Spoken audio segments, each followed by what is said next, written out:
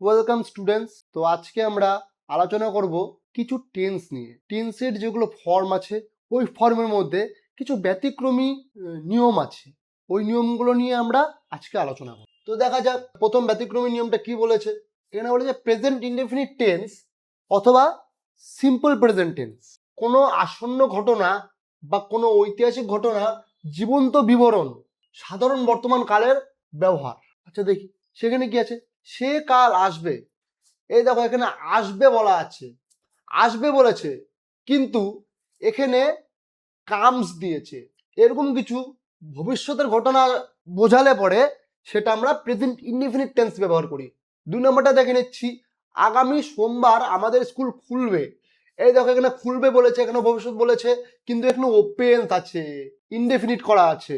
আবার দেখো আমরা আগামী সপ্তাহে মুম্বাই যাব, এই যাব আছে, কিন্তু এইটাকে যখন আমরা ট্রান্সলেট করতে যাব তখন কি হবে, উই গো টু মুম্বাই।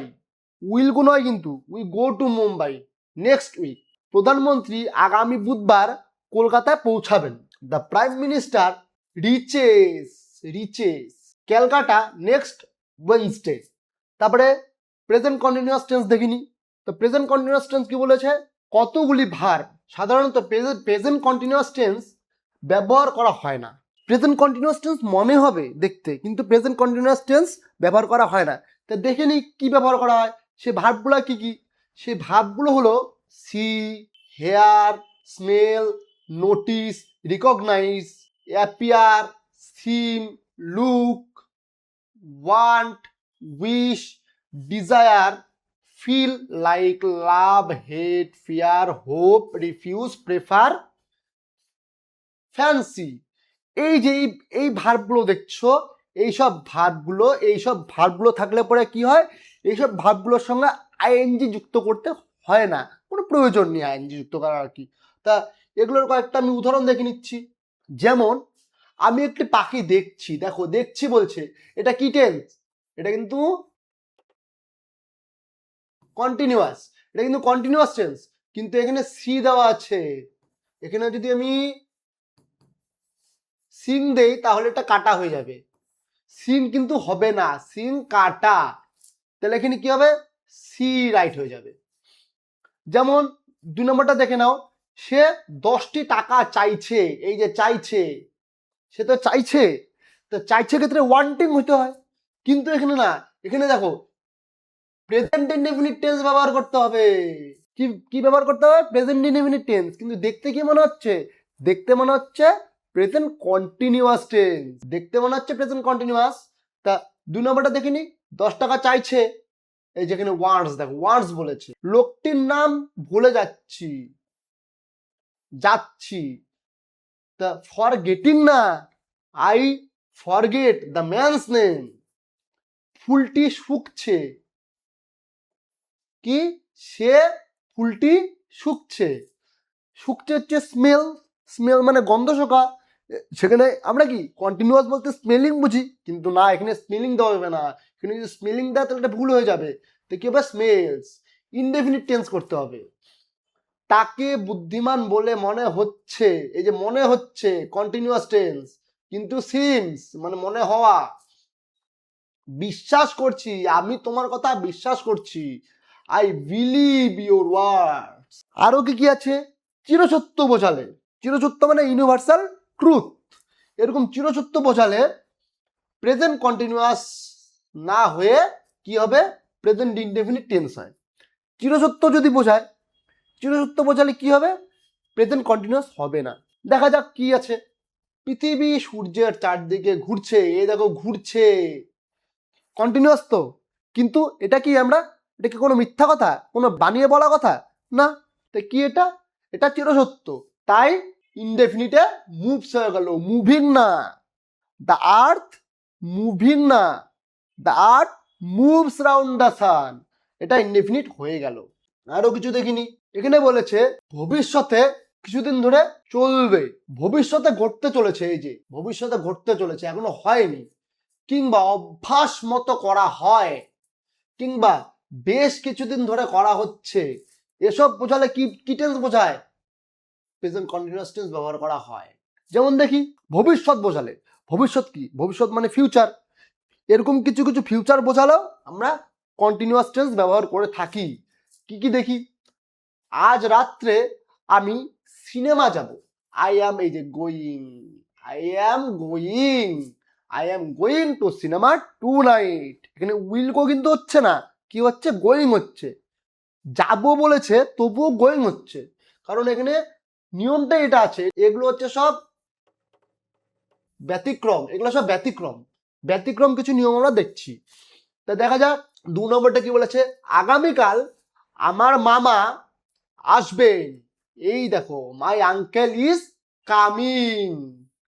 আসবেন বলেছে কিন্তু ভবিষ্যৎ, এটা কি, ফিউচার। কিন্তু এখানে কি হয়েছে, আইএনজি যুক্ত হয়েছে, কি হয়েছে, কন্টিনিউয়াস হয়েছে। তারপরে 3 নম্বরটা দেখে নিচ্ছি, লোকটি সবসময় সাহায্য ভিক্ষা করে। ভিক্ষা করে, এই দেখো এখানে বলেছে কিছুদিন ধরে, সব সময়, অভ্যাস মতো কাজ, অভ্যাস মতো কাজ, সব সময় মানে অভ্যাস একটা, সেই ক্ষেত্রে বেগিং। তাহলে কি, ছেলেরা সব সময় ভাঙচুর করে, সব সময় ভাঙচুর করে, অভ্যাস একটা, সেই ক্ষেত্রে কি হবে, সেই ক্ষেত্রে breaking. The boy is always breaking things. এই দেখো আরেকটা দেখো, আমি এখন বঙ্কিমচন্দ্র পড়ছি। কোনো ব্যক্তির কথা নাম বোঝালে, কোনো ব্যক্তি বিশেষের নাম বোঝালে কি,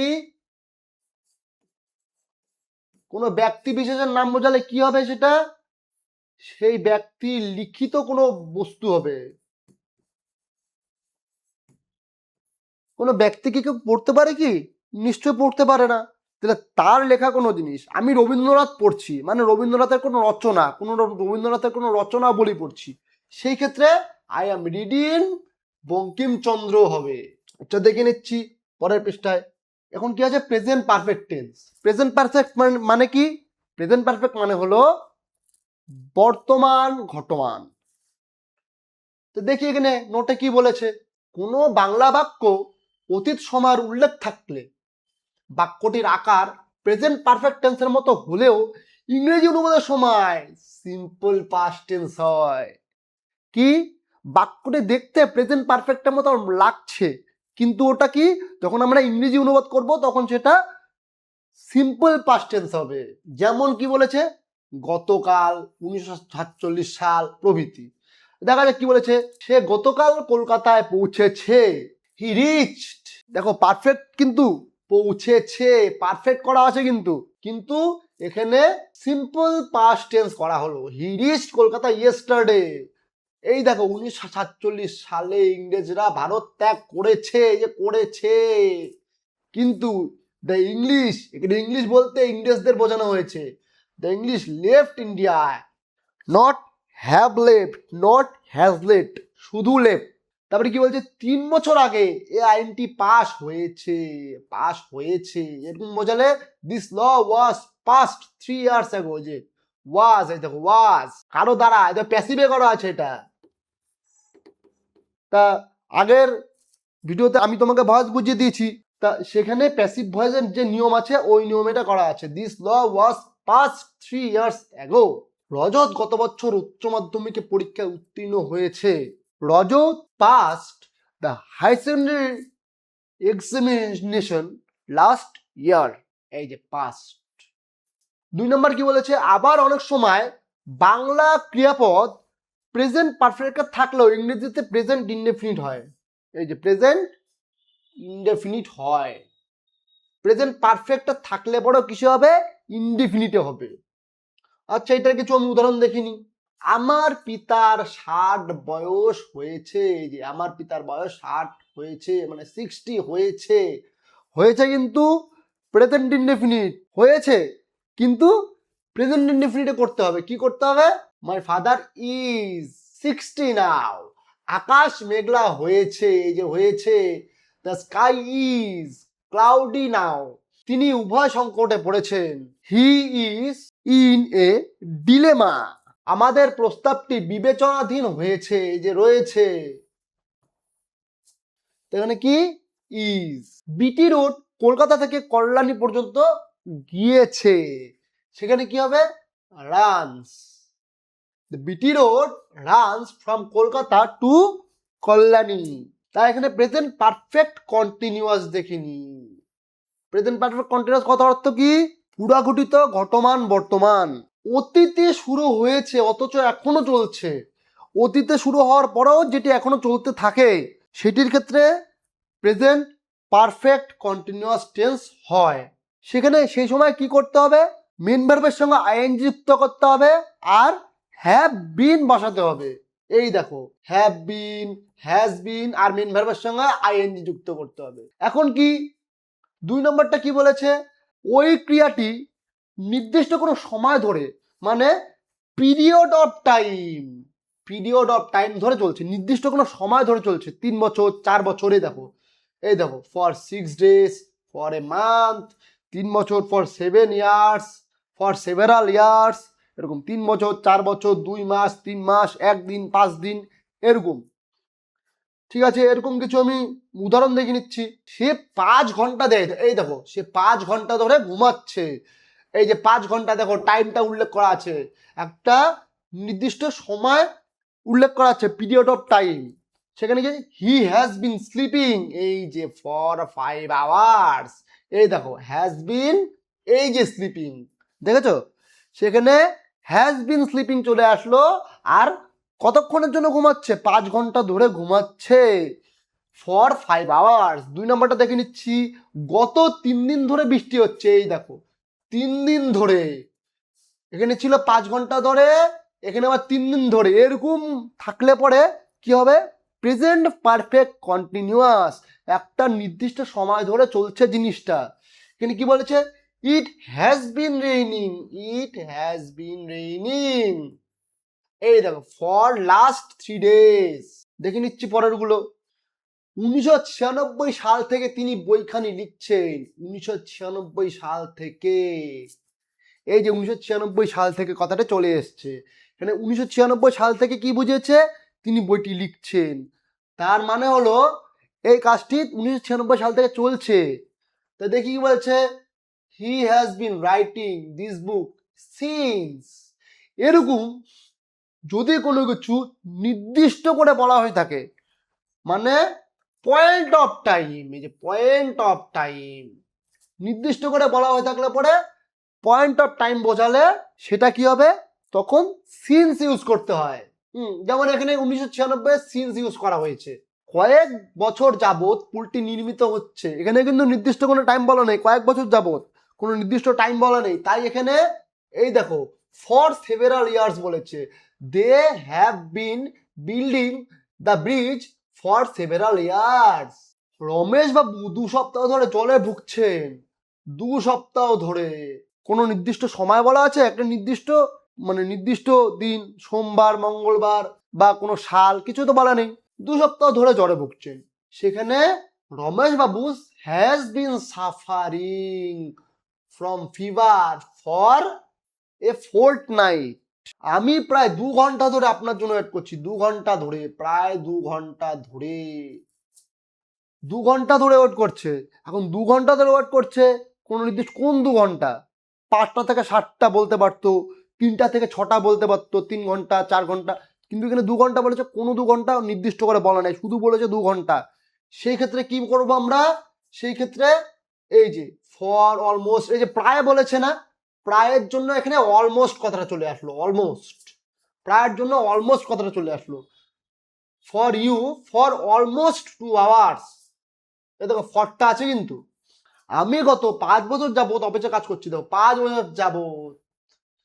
কোন 5 বছর উল্লেখ করেছে? যে 2025 থেকে 2030 বা 2020 থেকে 2025, এরকম কোনো উল্লেখ করেনি। তাই এটা কি হয়ে যাবে?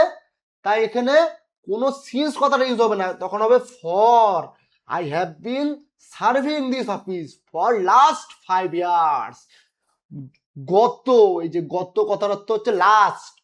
মুখার্জি পরিবার 7 বছর ধরে শিলংয়ে বাস করছে, 7 বছর ধরে। এখানে নির্দিষ্ট করে বলা আছে যে 7 বছর, হ্যাঁ, পয়েন্ট অফ টাইম নেই, কিন্তু এখানে পিরিয়ড অফ টাইম আছে, কত বছর ধরে, 7 বছর ধরে। কোন 7 বছর ধরে ওটা বলা নেই। তো এখানে কি হবে?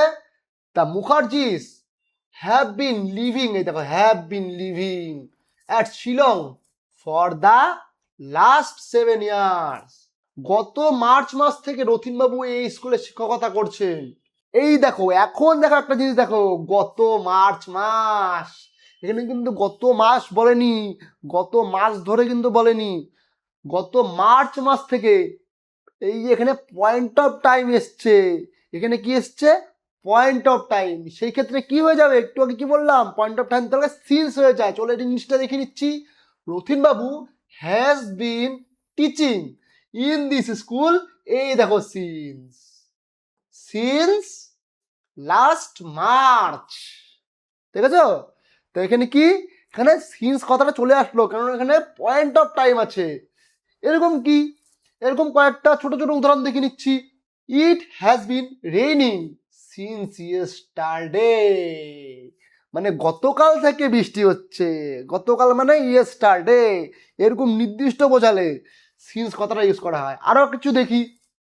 হি has been suffering from fever since last Sunday, he has been suffering from fever since last Sunday. 3 number, I have been waiting for you since 10 in the morning, মানে সকাল 10টা থেকে আমি তোমার জন্য ওয়েট করছি। এই দেখো পয়েন্ট অফ টাইম আছে, পয়েন্ট অফ টাইম মানে নির্দিষ্ট করে বলা আছে কটার থেকে আমি ওয়েট করছি, নির্দিষ্ট করে বলা ছিল যে কবের থেকে জ্বরে ভুগছি, এখানেও দেখো নির্দিষ্ট করে বলা ছিল কবের থেকে বৃষ্টি হচ্ছে। এরকম নির্দিষ্ট করে বলা থাকলে কি হবে, পয়েন্ট অফ টাইম হয়ে যাবে। আর বাকিগুলো পিরিয়ড অফ টাইম, তখন ফর কথাটা ইউজ হয়। তবে আজকে পর্যন্ত এইটুকুই। জয় হিন্দ, ভারত মাতা কি জয়।